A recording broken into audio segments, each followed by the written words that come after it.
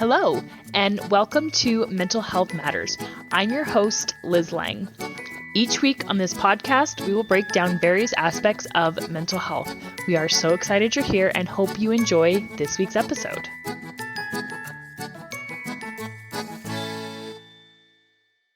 Hey guys, Liz Lang here with Jeremiah and Selina Woodruff from Core Connection. And this week, we are going to get into talking with teens about tough topics. And before we do that, and before we get into this week's parenting moment, I just want to bring up the fact that September is Suicide Prevention Awareness Month. And basically the focus of September is advocating for mental health and trying to promote suicide prevention is what we're doing. So a couple of key days to be aware of. And I will have some links in our show notes giving you just some more general information about ways that you can get involved with this. So September 8th is 988 Day. And so 988 is the mental health crisis hotline. And September 10th is World Suicide Prevention Day. And there's a lot of campaigns that you can be involved with. And there's a lot of really great ways that businesses, companies, individuals, schools, a lot of people can be really involved in Suicide Prevention Day. I will have a couple of links in our show notes with that. So if you would like to be involved, you can. All right. So this week I have the parenting moment. And this was a situation a few years ago where I had to advocate for my kid. So my daughter has an accommodation at school, and it's not a terribly big thing. It's not like it's an IEP or a 504, but she does have an accommodation. We've had doctor's notes for it, so it's a medical need. It does require her to leave the classroom, but it's minimal disruptions, and it's really not too big of a deal. And one day she came home and told me that her music teacher had denied her this accommodation. And initially I'm like, how dare this teacher? I'm mad. I'm like, this teacher can't do this. They know better. And then I took a step back and I'm like, okay, when we first started going through this, we would get frustrated too. But I knew I still had to say something. Like I had to bring it up at the school because like she has to have this accommodation. And I even made sure that it wasn't a substitute teacher that might not have known. And I thought, okay, it sometimes can look like our daughter is just trying to get out of class, right? I want this to be a positive experience for everybody. And all it took was I contacted the school, I chatted with the nurse, and I said, hey, this happened. I just want to make sure that all of her teachers are aware of this accommodation. And, I understand what this can look like, but I just want to make sure that she's being given this accommodation throughout the day by everybody at the school. And the nurse was great, and the school was great, and everybody was on board, and it hasn't been a problem since. And so, I think we do need to advocate for our children, right? I mean, and then this is an instance where, yes, I have to be. Sometimes older kids can advocate for themselves, and you should encourage that. But when your kid is in second grade, in this instance, you've got to advocate for them. And so when you are advocating for your child in a school or even a medical setting, try to give people the benefit of the doubt. If you go in guns blazing, then you're likely to get a less positive result than if you go, hey, this happened. I understand. I get it. What can we do to make sure it doesn't happen again? Right. So keep in mind the way you're advocating for your child. Yeah. And advocate for your children. That's awesome that you're able to help her and take care of that. Yeah. Okay, so this week, talking to teens about tough topics without causing shutdowns or blow-ups. This one's tricky, and I'm sure you guys will agree that it can be really hard because tough topics, they're tough for a reason. And, we can't always be our kid's friend, and sometimes we have to put our foot down and say, this can't happen, or you can't do this. And they're going to get mad. And it's okay that they're going to get mad. Your job as a parent is to protect them and guide them and provide them with boundaries. So let's just get right into normalizing the challenge. What are your guys' thoughts on this? How do you guys like to do this of just normalizing tough conversations? They're just a part of life. Well, I think that part of it is continually having conversations that might be a little bit uncomfortable, making conversation with mom and dad normal. I think sometimes we get in a habit of just existing and Mm-hmm. not having conversations with our kids. And Mm-hmm. so the more we have normal conversations, and even when topics are tough, the easier it will become to have tough conversations, if that makes sense to everybody. Mm-hmm. I would say be okay with being uncomfortable. So getting really Mm-hmm. good at being uncomfortable and that this is normal. So if you just like, yeah, this is going to be uncomfortable. I'm going to feel uncomfortable. So we're really just trying to avoid negative emotion, right? So it's just Mm-hmm. like, this is uncomfortable. I'm going to get really good at uncomfortable. I'm going to have 100 conversations that are uncomfortable with my kid so that I can be uncomfortable. So just I maybe normalizing in your own mind that it is uncomfortable and that's okay. It's nothing wrong with being uncomfortable and just being okay that you are uncomfortable and that that's not bad or wrong. And maybe even going so far as to practice uncomfortable conversations with another adult beforehand, right? So, whether it be your spouse, maybe a friend, a, your own parent, right? And just practice having that conversation and maybe even trying to do a little role play in advance just so it feels less awkward. And maybe even also having an idea of what you want to say. So I think another good piece of advice in this instance can be timing, right? So, like, if you have to have a difficult conversation, pick a good time. Now, obviously, sometimes there are situations that have to be addressed in the moment. That can happen.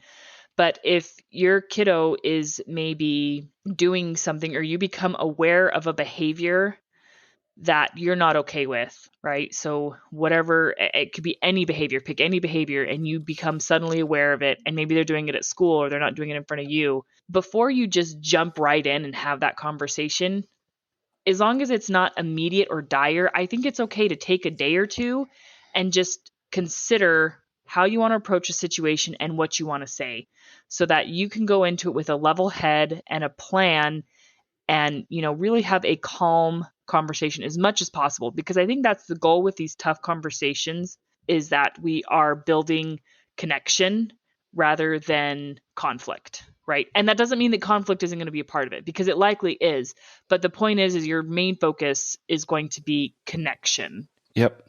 And, another thought that I have about this topic is often we have other parents who we associate with, and sometimes a little bit of advice from maybe a more experienced parent as a mentor on how to approach certain topics could be helpful for you.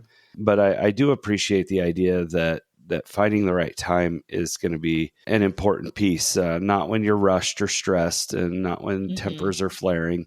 If you want to avoid the shutdowns and the blowups, probably not the best time to have a conversation when Yeah. everything's a little bit heated, right? And again, you know, like you said, we want to build that connection. We want to improve on that. Another thought I have is that we, especially when normalizing it, if we've had these tough conversations about some of these topics, some that come to mind: sex, drugs, alcohol, peer Mm-hmm. pressures, self harm, suicide, all of these things. If we've had these conversations regularly in our home, Mm-hmm. now we've normalized them, and it's not going to be such a strange thing when we get into maybe the reality of them. Kids at a very young age are going to become curious about sex. How are babies made? They might inadvertently walk in on mom and dad, or maybe they've seen something on TV or the internet Yep. that we wish they hadn't seen. And so we're going to have these opportunities to have these conversations, and we need to create the opportunities for them, even starting at a young age. I think sometimes parents are a little bit surprised at how young kids are exposed to some things, including drugs and alcohol. Starting in elementary school, exposure to pornography, Mm-hmm. typically 7, 8 years old is when that starts. And so we're going to have the conversation young. And then when we move into the teenage years, if we've normalized that, then it's going to be a little bit easier to continue having those conversations. Now, if your kid's already a teenager and you haven't normalized it, it's okay. It always is. We can work through that. And that's where your timing is really going to be critical when there is a connection. And then, something that you'll hear Selina and I talk about often is get curious, utilizing curiosity rather than lecture, especially if there's a purpose for the conversation where maybe we find out that a child has tried alcohol or used drugs or is experiencing some peer pressure. Now we just use curiosity, right? Curiosity questions instead of lecture. Well, what are you experiencing? What's that like for you? How do you feel about that? What do you think might be, problematic with that decision or things of that nature, instead of just lecturing them, because now we're going to build shame, and we don't want to build shame for our children. We want to just help walk with them down that path of whatever struggles they're experiencing. And also give yourself grace and be patient. So, my oldest is 12 and we are starting to have to get into some of these difficult conversations, and we've had to discuss boundaries with her and set some boundaries that she didn't necessarily care for, but we feel very firm in setting. And there's been times where she's looked at me and she's like, "Are you seriously just going to rant about this?" And I said, "Okay, all right." And clearly I didn't pick the exact right tactic here to go about this. And so just go into it with the idea that you're going to make mistakes, and it's okay. Like it's not, it's fine that you're not going to get it right. You're figuring it out, especially when it is your first. And I really feel for first kids because parents are just making it up as they go along. And I really believe that they're trying. I believe so much that parents are good and want what's best for their child, and they just want to do it right, and they want to help and do what's best for their kid. But you're a human being and you've never done this before, and you've never parented this child before. So plan for, expect for mistakes, and know that there's room for repair, is I think another big thing, because you might get heated. That totally can and likely will happen. You can go into a conversation with a cool head, you know what you're going to say, and then your teen just says or does something that just pushes a button, or maybe they just twist in that knife and you get heated and you say something that you regret. It's okay. You haven't ruined the relationship. You haven't done irreparable damage. You're a human being, and there's still room for repair and to just an open discussion of, hey, I didn't handle that right. Yeah, I think along with that is pausing, taking the opportunity to really listen. Kids want to be heard, and we don't give them the opportunity to be heard. I know I'm guilty of this so many times with my kids, and I wish I wasn't, but I am, and I try and work on that, but listen to what they have to say. If they are not being listened to, if you're not listening to them, they're going to shut down. I promise. The other thing, if we're blowing up and we're freaking out and we don't take a minute to pause and compose ourselves, the signal we're giving them is, oh, mom or dad can't handle tough things, so I can't share with them. I can't tell them that I just found out that my friend is self-harming, or I can't tell them that my friend had a suicide attempt, because, they're going to freak out and they're not going to let me hang out with my friend anymore, and on and on and on. And man, that's the last thing we would want for them in that type of situation, right? We'd want them to feel comfortable coming to us and saying, oh man, my friend just told me that they're self-harming, and we want to be able to kind of walk with them through that and listen to them and allow them to speak and share their feelings and what's happening for them. And then we get the opportunity to mentor them through that, to guide them through it, and to walk with them through that struggle. Yeah. Jeremiah, what you're getting at, and I think what are the purposes, is that we want kids to feel like they can have a partner in hard things, not somebody who's going to come in, control the situation, and just bulldoze them and do what parents think is best.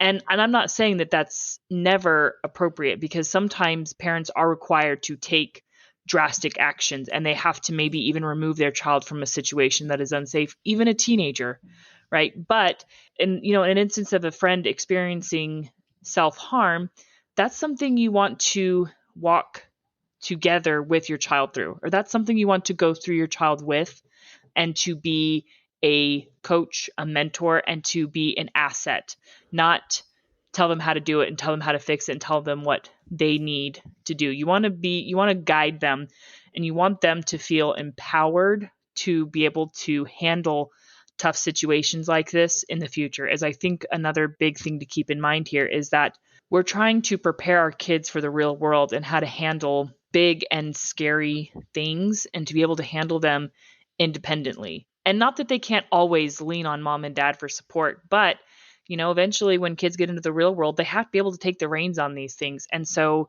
you want to ask yourself, what is my goal here? What do I want to accomplish with my teen or my kiddo who's experiencing this difficult thing?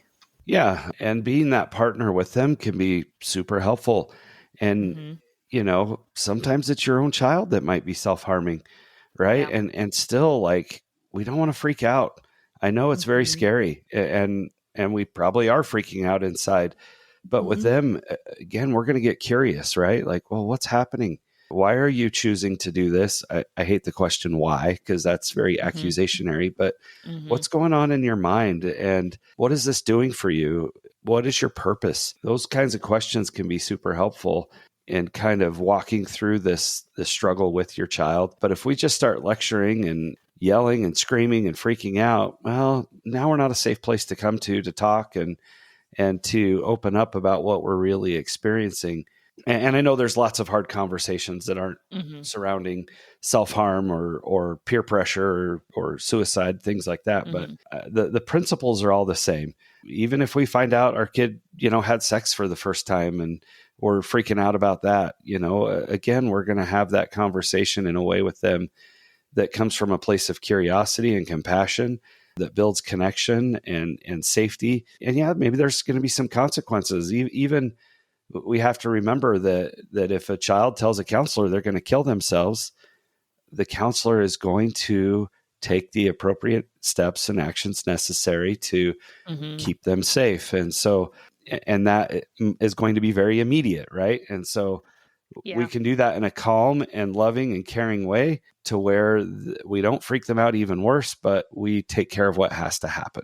I think another common scenario that parents might want to jump to is they want to jump straight to solution. Like, you don't have to do that. There's better ways. Like, don't harm yourself. I love you. You're this, you're that, and try to build them up.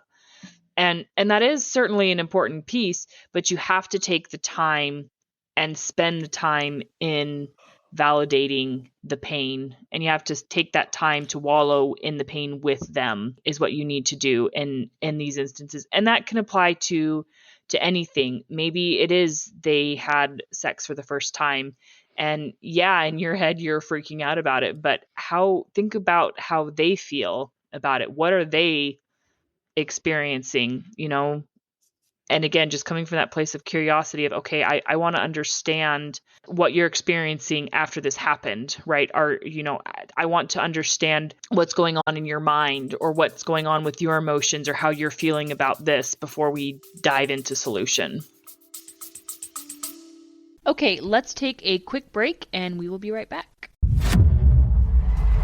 Welcome to The Balance of Gray. I am your podcast host, Steve. What exactly is The Balance of Gray? It seems to be a rising voice in Christian podcasting. The Balance of Gray. I'm not sure if you've heard of it or not. It's called The Balance of Gray. Balance of Gray. And how do we have this peace in a world that's falling apart, distracted with tickled ears and a form of godliness yet denying its power? Because we have the Holy Spirit. And folks, if you don't, Jesus says, behold, today is the day of salvation. Now is your time for redemption. Do not wait on this. I'm telling you, you'll have a peace that surpasses all understanding. Find The Balance of Gray on Apple, Spotify. We're on just about everything out there. Ooh. Yeah, I love the validation piece. I think it's important. And the reality is, man, a lot of tough topics, they're tough because it's scary for mom and dad, right? Like it can be very terrifying to find out that your child is using drugs or having sex or is wanting to harm themselves or take their own lives. That is a terrifying situation. And be compassionate with yourself too, and recognize that, like, oh, this is a big deal and maybe I need some help with this. And I'll always put this plug in, but man, if some of these things are going on, professional help is always recommended. Don't tackle this on your own. You're not alone. You don't have to do it alone as a parent. There's a lot of help out there, and there's a lot of opportunities for help.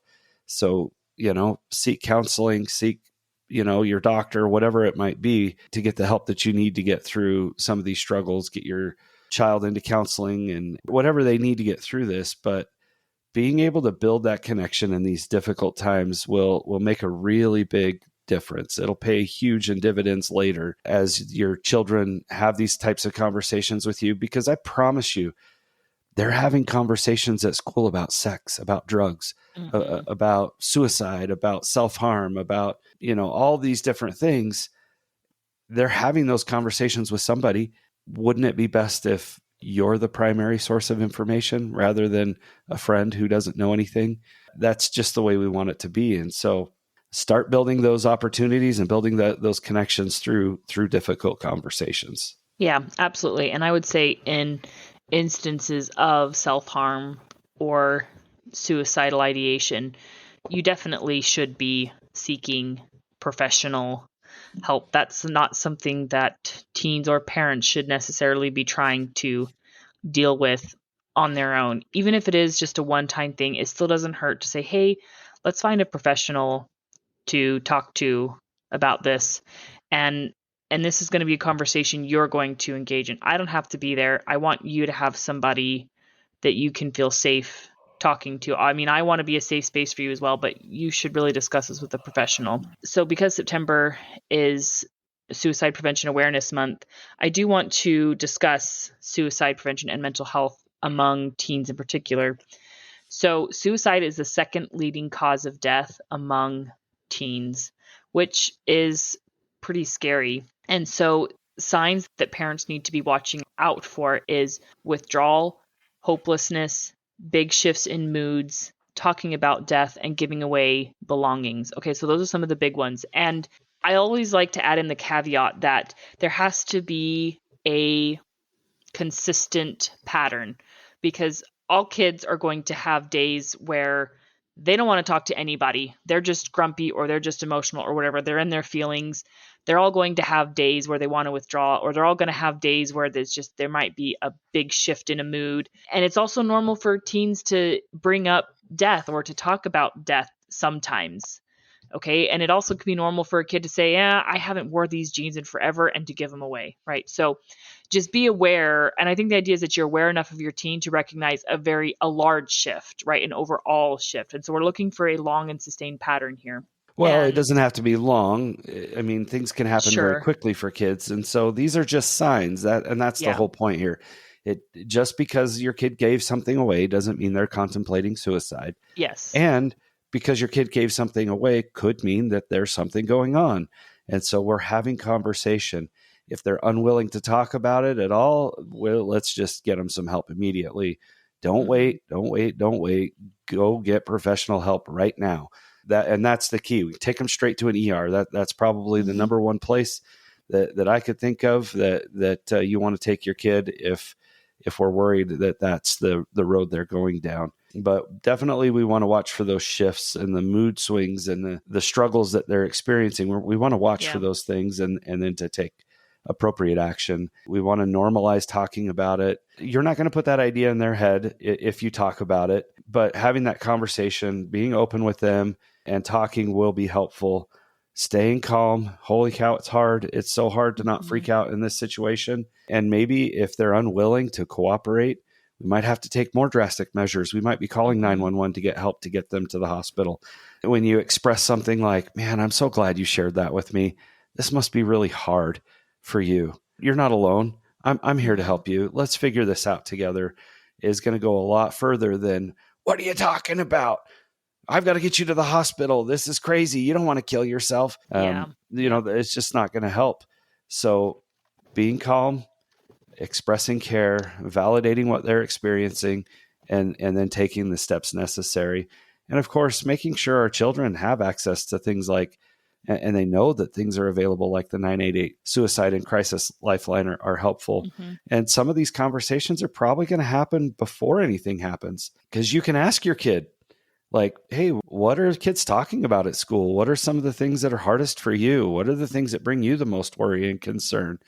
those things will naturally come up in the conversation. They may have a friend, like we talked about, who's self-harming. Does your friend know that there's a crisis number? Do you know there's a crisis number that they could call? Giving them those tools and resources just builds that connection and that relationship in a way that yelling and screaming never, ever will. So, or freaking out, or again, trying to jump straight to, we have to solve this. Like, we have to solve this problem right now. And I think parents, because again, we're so used to solving problems for our kids. It's what we've been doing their entire lives. And so it's so easy to say, okay, we have a problem. You're suicidal. We're going to fix it. They don't need somebody to fix it. They need somebody to listen to them and somebody to sit in the misery with them. And, that can be the hardest part about parenting, is just sitting in the misery and just sitting with those uncomfortable emotions, sitting with that pain and saying, I can see you're in so much pain right now. And, if you want to talk to me about this pain, I would love to hear what you're experiencing right now. But if not, I'm happy to just sit here in silence with you and just be here for you. And sometimes just sitting in silence can be enough. Maybe it doesn't feel like enough, but just knowing that somebody cares enough to just be with them in their pain can be really powerful and really helpful in helping them to feel less alone if there is suicidal ideation going on. Yeah, for sure. I love that. So, and I also would like to point out, and this is something based off of what Jeremiah said about the 988 being a crisis line, in addition to so it's called a suicide and crisis line for a reason. It is not just for someone who is experiencing suicidal ideation. It can be for someone experiencing any type of mental health struggle, including self-harm, right? Or, maybe extreme loneliness, or if you just feel like you're not coping well with your situation in life, if you're not handling your emotions, 988 is a really great resource. Whatever you define as a crisis is a crisis. And 988 is going to have resources to help you through this crisis and to be able to help you find local resources, because I think that's going to be a key thing, is if you are experiencing these things, you've got to find somebody to talk to about, and you've got to find someone for your teen to talk to about. 988 can be a great start. And yes, sometimes the emergency room might be an appropriate response, and be prepared for them to be really mad and say you're overreacting, and say, well, yeah, I may be, but you know what? At the end of the day, I'm going to feel a lot better if we do this. We may come home tonight and be able to say, yeah, mom and dad are crazy and this was way over dramatic, but I'd rather have that than the worst case scenario. And so be prepared for a pushback on it, but also know that you have to do what it takes to keep your kids safe. Okay, so final thoughts. I really like the idea of just having conversations just frequently. Any opportunities you can find to just ask them what they're experiencing. Asking them certain questions like, what are people talking about at your age? What are you dealing with? What do you think the hardest part about being a teen is right now? So just asking them those questions and being curious about their life and what they're experiencing, I think that also helps them to feel like somebody cares and that they are able to talk openly with you about what they're experiencing.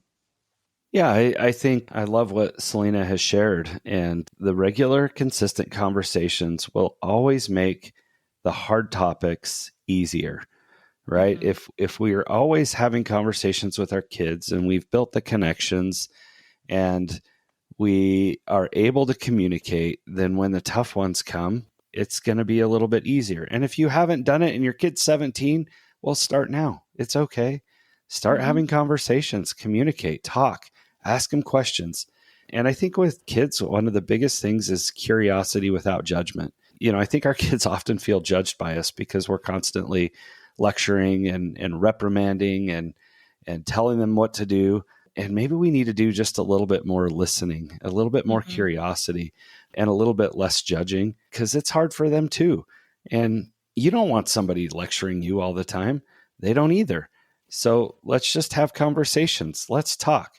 How are things? Ooh, that's tough. What do you think you might do about that? Because we can guide and encourage them through questions better than we can through lecture.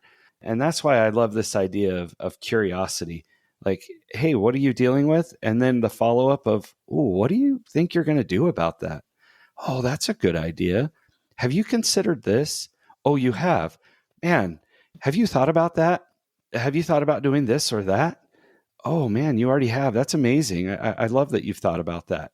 Those kinds of questions will really help build the relationship, and it helps them feel more independent. It helps them feel like they have a partner with you, a partnership with you to go through the tough things in life. Yeah, absolutely. And my final thought is take advantage of the organic opportunities that come up with kids when they're young. And they will. Kids are naturally curious. They're naturally going to bring things up. And so, just respond in the moment. My daughter once asked me, "How did you know how many kids you were going to have?" And it ended up leading to a topic about sex, like full blown how it works. But it landed there naturally, like it was a natural conversation. And so definitely take advantage of those. And we were driving in the car for whatever reason. There's I don't know, there's some weird magic about the car that leads The to car and 2 a.m. and 2 a.m. Those are the magic times. I don't know what it is, but it's real.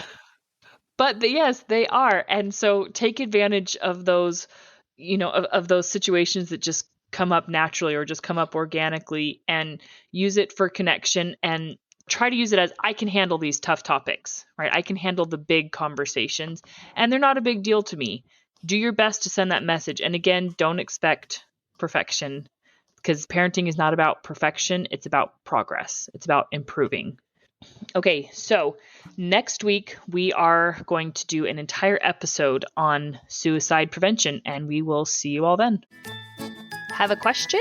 How about a topic you'd like us to cover? Send us an email at mentalhealthpod21@gmail.com.